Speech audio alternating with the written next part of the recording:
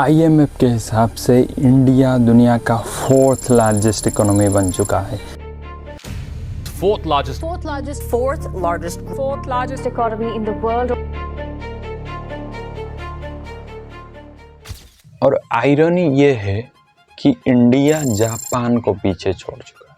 Minister से लेकर businessman तक सब इस अचीवमेंट को सेलिब्रेट कर रहे हैं। 11 नंबर की इकोनॉमी से 4 नंबर की इकोनॉमी बहुत।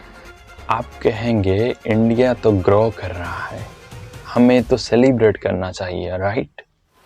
लेकिन सवाल ये है, क्या आम आदमी के लाइफस्टाइल में कुछ बदलाव आया है या फिर ये 4 ट्रिलियन इकोनॉमी एक इल्यूजन है? पहले हम समझते हैं GDP क्या होता है। GDP यानी कि ग्रॉस डोमेस्टिक प्रोडक्ट, एक देश का टोटल गुड्स प्रोडक्शन एंड जो टोटल सर्विसेज प्रोवाइड करती है उसका मॉनेटरी वैल्यू होता है GDP। अब GDP को ऐसे समझ सकते हैं, सपोज एक पार्टिकुलर एरिया में 5 लोग रहते हैं, उनमें से एक खेती करता है, दूसरा इंजीनियर है, तीसरा बैंक में नौकरी करता है, चौथा स्कूल टीचर है और 5वां इंसान सिक्योरिटी गार्ड है। उन सब का सैलरी को अगर हम ऐड ऑन कर दें तो ये हो जाएगा उस पर्टिकुलर गांव का GDP। अगर हम टोटल पॉपुलेशन को GDP से डिवाइड कर दें तो ये हो जाएगा हमारा GDP पर कैपिटा। इंडिया का GDP पर कैपिटा है $2800, यानी कि 2.5 लाख के आसपास ईयरली इनकम। वहीं जापान की अगर हम कंपेयर करें तो उनका है $33,000, लगभग 28 से 29 लाख के आसपास ईयरली। अगर हम इंडिया से कंपेयर करें तो लगभग 11 गुना ज़्यादा। मतलब एक एवरेज इंडियन आदमी जितना एक साल में कमाता है, एक जापानीज आदमी एक महीने के अंदर वो कमा लेता है। आप में से कुछ कहेंगे इंडिया का पॉपुलेशन तो जापान से बहुत ज़्यादा है, पर चाइना का पॉपुलेशन लगभग इंडिया के आसपास है। आपको जानकर हैरान होगा कि चाइना का पर कैपिटा GDP $13,000, यानी कि 10 से 11 लाख ईयरली, लगभग 4 गुना ज़्यादा।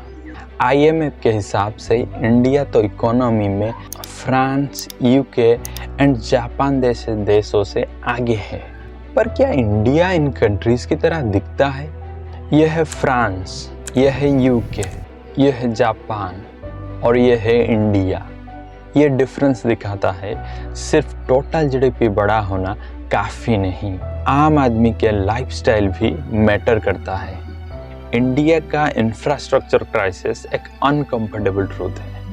जब हम वर्ल्ड्स फास्टेस्ट ग्रोइंग इकोनॉमी की दावा करते हैं, दूसरी तरफ घटिया इंफ्रास्ट्रक्चर का शॉकिंग न्यूज़ भी सुनते हैं, जैसे कि ये दिल्ली टर्मिनल 1 एयरपोर्ट का रूफ कोलैप्स हो गया। सिर्फ कुछ साल पहले रिनोवेट होने के बाद भी बिहार में पिछले 2 साल में 15 से ज़्यादा ब्रिजेस कोलैप्स हो चुके हैं। ऐसे अगर मैं एक एक करके न्यूज़ आर्टिकल दिखाऊंगा तो 1 घंटा का वीडियो भी शायद कम पड़ जाएगा। ये इंसिडेंट सिर्फ इंजीनियरिंग फेल्योर नहीं है, यह है पोर क्वालिटी कंस्ट्रक्शन, करप्शन एंड खराब अकाउंटेबिलिटी का नतीजा है। अगर हम दिल्ली जैसे शहर की बात करें तो इसका AQI इतना खराब है कि पूछो ही मत।